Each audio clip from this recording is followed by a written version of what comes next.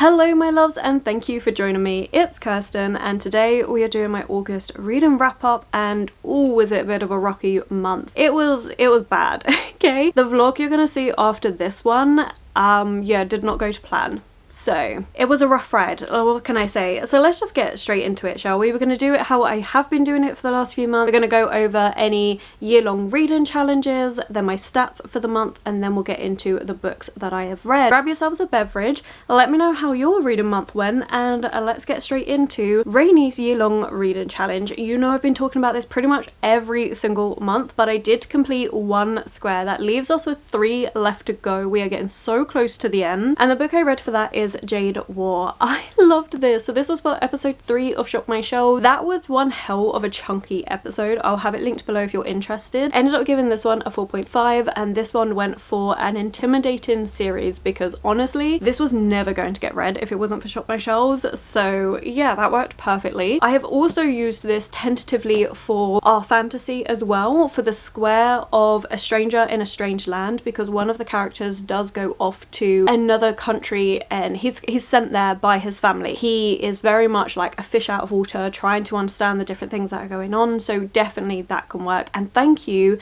for the comments in my video that answered what I could use this for in our fantasy, so thank you so much for that. I've said tentatively just because I may change things around, because this could also work for another prompt, so I'm putting it for Stranger in a Strange Land, but things could change by the end of this, but we have till the end of March, but we're gonna put it in there for now. And that's it really in terms of year-long reading challenges. Nice, short, sweet. I didn't do too much on our fantasy. I had hoped to fill in the cozy sci-fi or fantasy prompt with the Enchanted Greenhouse, however that didn't work out, so we're gonna get into all of that. But I think the next thing to do is just go straight into the statistics. So books read for the month was 11. I'm honestly shocked at this. Again, you're gonna see in next week's, well, not the next, like literally the next video out after this one, you're going to see why I was shocked, because I did not think that would happen. Books hauled 4 books for the month. I am in shock. That is the lowest it's been all year, and honestly I'm really happy with that number. I'm going to hopefully try and keep it around that number from now until the end of year. That would be great.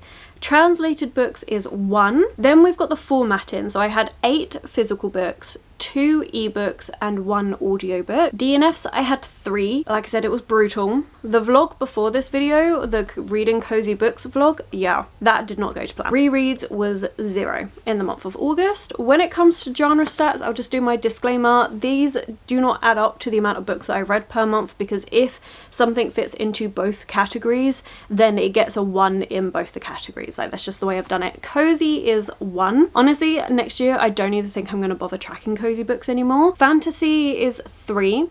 Sci-fi is 1. Horror 4. Which honestly that's the highest, and that's good for me this year because I've been loving horror. Mystery 2.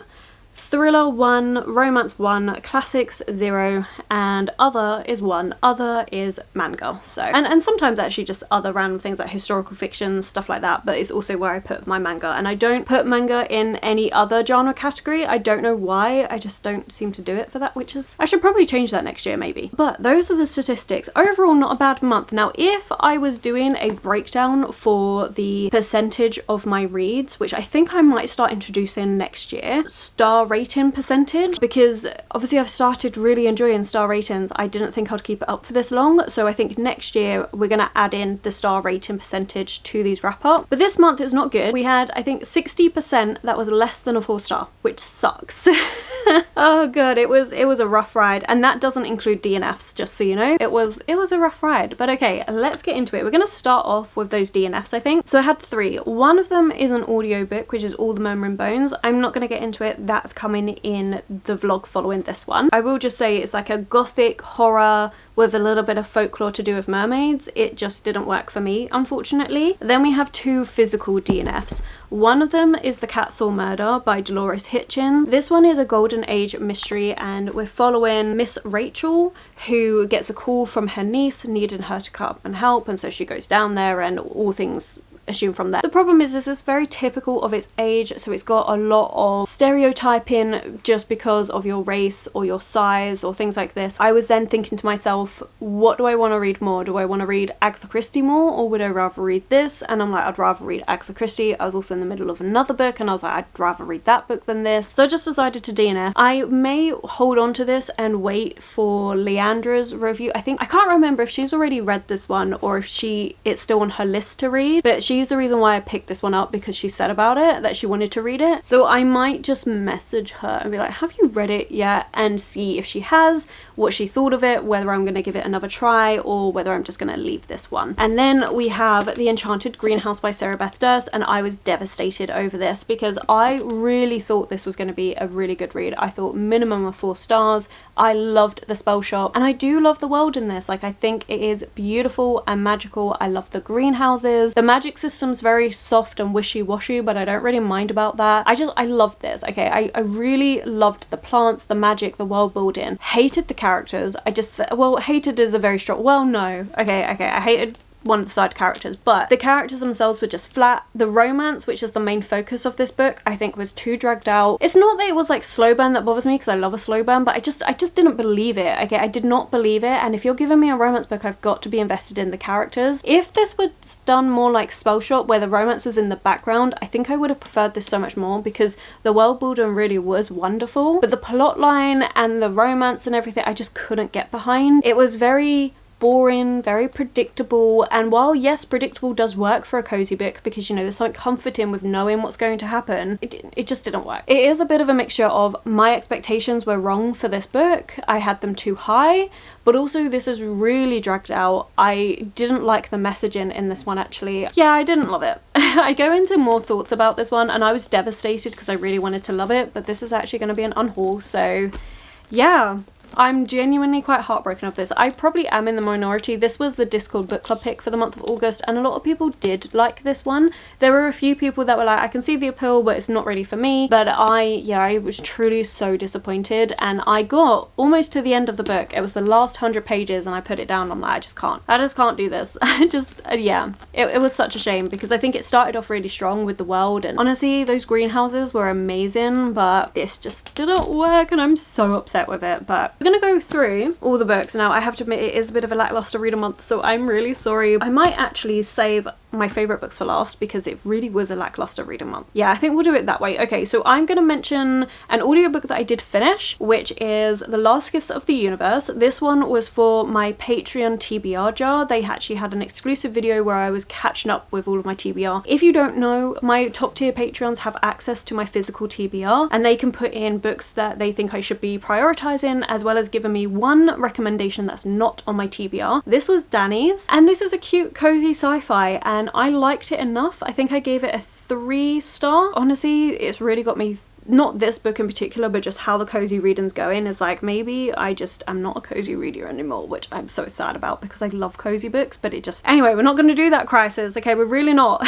This one was cute and lovely. We're in space. We've got basically a graveyard of worlds, and we're following these 2 characters and their cat. The cat is the best character in this book. They're out in space. They're trying to gather knowledge onto basically how to save their planet from having what's happened to all these other planets, and they think they found it, except we've got this company that's always trying to go in and steal work and stuff so that they can use it for money. There's a lot of commentary about pharmaceutical companies. You know, you have all of these things that can help people, and yet you put such a large price tag on it. Really shouldn't be doing that. Like, it's medicine to help people, so there's lots of commentary around that. It's got a really strong grief storyline in here as well, and overall this is quite a good cozy book. Like, it's got a little bit more stakes. The plot to it is a lot more interesting. I gave it 3 stars. I do think it's a good little, if you want just like a quick short book that's sci-fi, got some stakes, but overall just a cozy, hopeful message, this one is a good one for it. Then we've got some ebooks. So I read Meddling Kids by Edgar Cantero, and this one I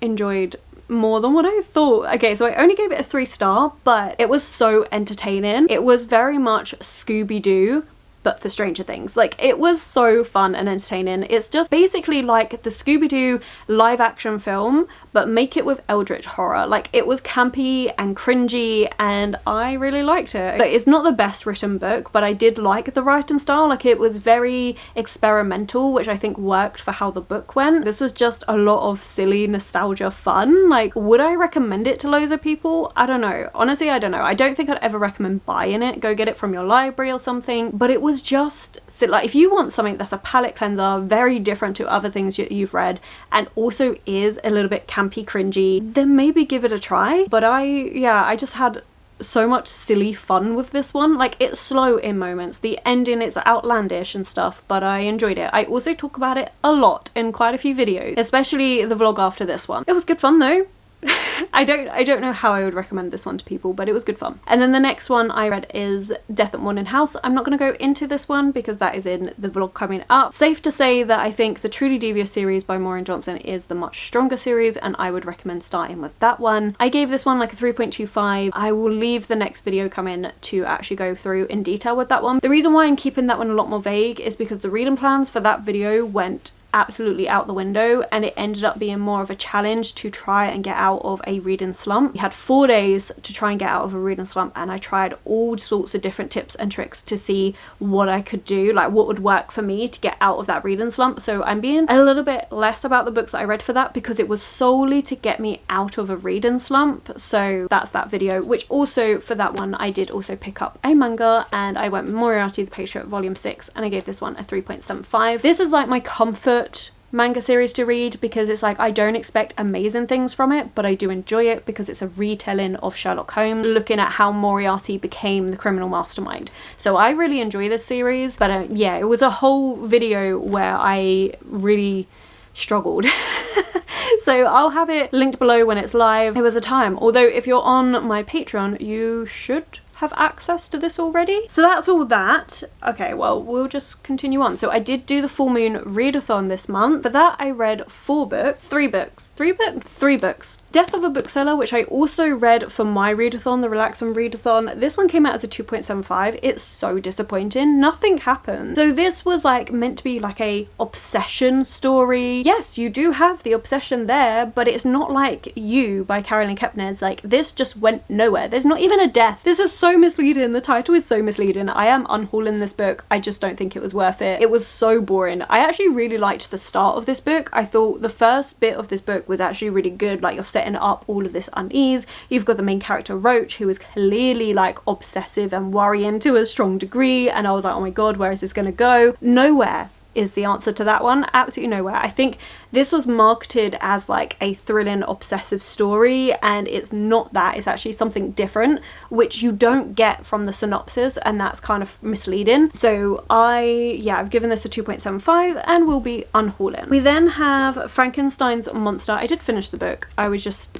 having that. Anyway, so Frankenstein's Monster by J.S. Barnes. This is an art copy. This comes out on the 2nd of September, which will be past by the time this video goes live. And I liked this one. I gave it a 3.5. It met my expectations. So J.S. Barnes is an author that I would recommend if you are obsessed with retelling, because they've done 3 now. This is their 3rd one, and each of them continue on from the classic book. It ties in to the original classic but continues on from the storyline. The only thing I would say about his books is the ending never quite works for me. I always think it kind of just misses the mark, and it's the same with this one. Like, I was really enjoying it until the last like 20% of this book, and then it started getting a bit dragged out, a little bit long-winded. The ending got a little bit over the top in ways that I just didn't believe. So it was unfortunately a 3.5, but I didn't mind because that was exactly what I was expecting for this book. Like, I'm still going to keep it on my shelf. If, however, it gets to the point where I'm running out of shelf space, this will definitely be one on the cutting block. But like I say, if you're like me and you're obsessed with reading anything that's been inspired by those gothic classics, then yes, give it a try, but maybe get it from your library to see if it is something. Like, I don't want to recommend you a book that I know the ending falls a little bit flat, because, you know, that'll be a bit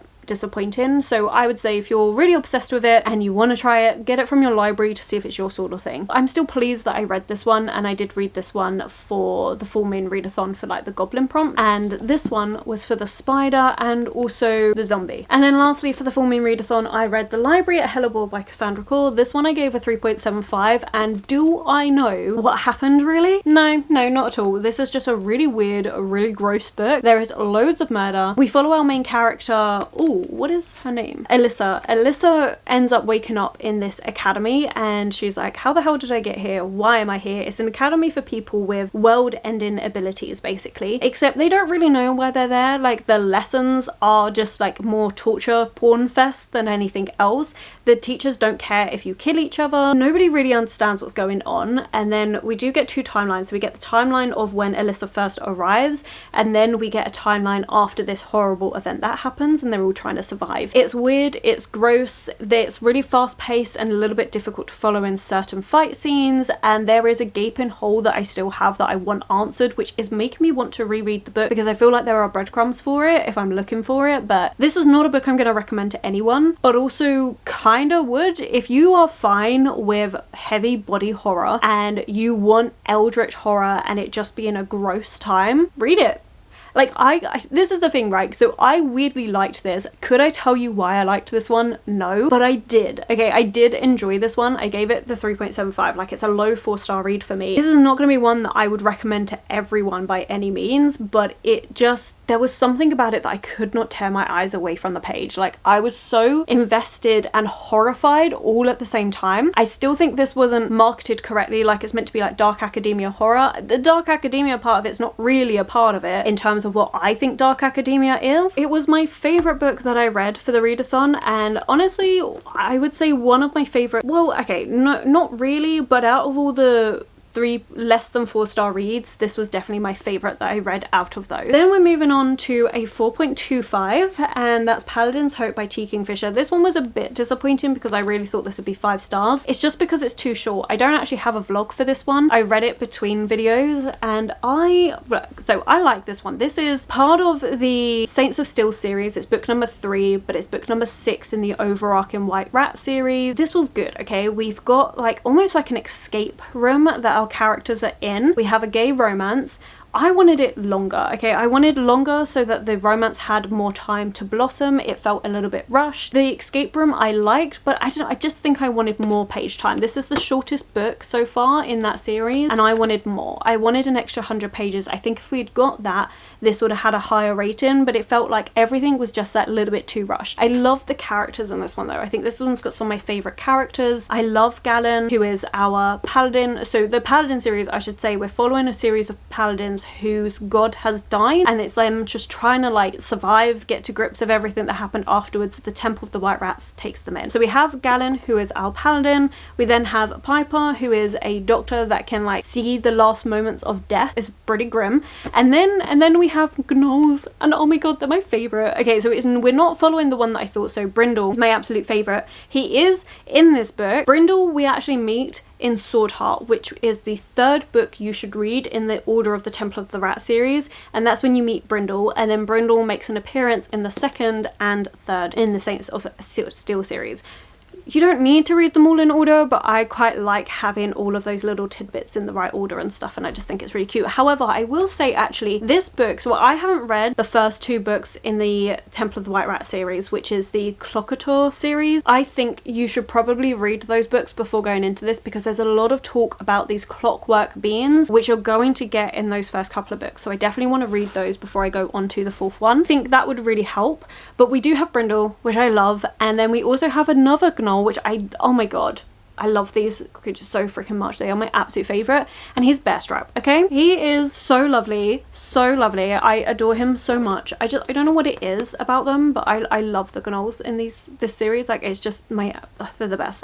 So yeah, so I really loved the characters and things. It's just, it needed to be longer. So that's a shame. Now we're moving on to the 4.5s. We have The Angel of the Crows by Catherine Addison. This was a buddy read over on Discord. There was a group of us all reading this. We split it into 3 parts, and we're reading it over 3 weeks, and I loved the experience of doing that. I think it was brilliant to do. I really enjoyed dipping in and out of this one. This one is pretty much fan fiction for Sherlock Holmes. We actually do get the author's note where Catherine Addison says that this was fan fiction. It was what if Sherlock Holmes was an angel, and I loved it. We've got basically just a paranormal version of Sherlock Holmes. So you've got the Sherlock Holmes, some of the mysteries. You've also got the added mystery of Jack the Ripper. My lighting has gone crazy, sorry about that. It's a cloudy sunny day. We have Dr. Watson is actually Dr. Doyle, as like a little homage to Sir Arthur Conan Doyle, who wrote the Sherlock Holmes book, and we have various other characters like Lestrade and things like that that are actually in those original books in here, and I just loved it. Okay, you've got the addition of angels, vampires, werewolves, hellhounds, and all sorts of things. It just worked. Okay, I had so much fun with this one. Highly recommend. It has made Catherine Addison one of my all-time favourite authors. Cannot wait to read the rest of their works. I'm just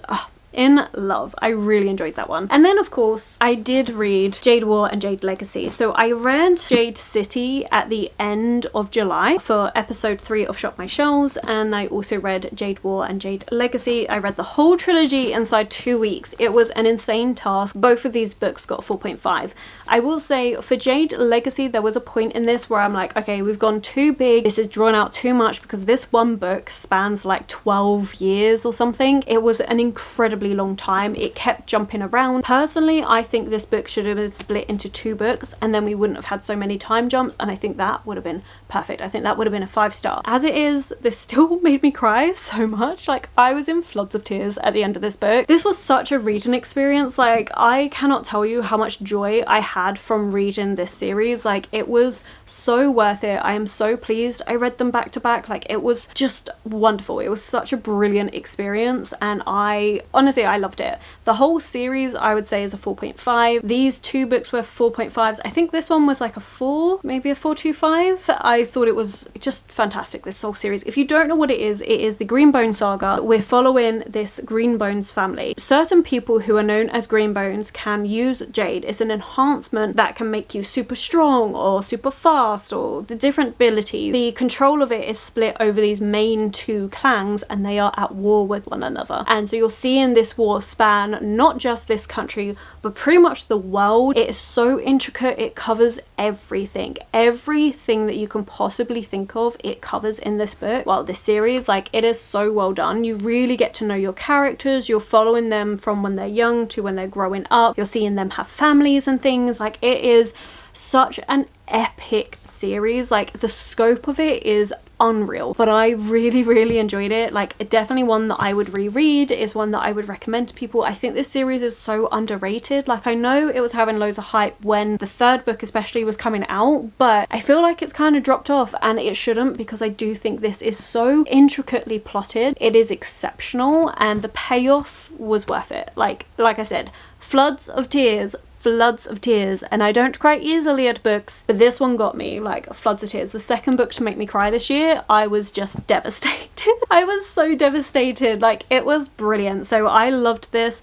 This reading experience was just phenomenal. So yeah, amazing. I'm really pleased we're ending on a positive note. I think I would have been really bummed if we'd done it the other way around. I don't normally do it from like worst to best. I think for this video we kind of had to, because as you can see I didn't have that many that were amazing. And even the 425 was still a little bit disappointing because I wanted it to be higher, but it is what it is. Hopefully September goes better. Let me know if you've read any of these books, what you thought of them. How did your reading month go? I know quite a few people are struggling with reading this month. I don't know what it is. Maybe it's just, you know, like that end of summer going, I don't know. I hope that you haven't. I hope that you had a really good month, or at least had one really good book for it. Well, that's it for this video. Thank you so much for watching. I think if you've made it this far, you know what, it really was the best reading experience. So we're just going to go with a green emoji in the comments below if you've made it this far, and thank you so much for watching, for taking the time to watch these videos, to comment, to interact in any way. Like, it really means a lot, so thank you so much. An extra special thank you goes out to all of my Patreons and all your support over there. It means the world, so thank you. And yeah, if you've enjoyed this video, then please do consider giving it that thumbs up, subscribing and commenting. Those 3 things really help this channel out. My social media links, everyone I've mentioned, Patreon, Discord, everything is always linked below for you, and I will of course catch you in the very next video.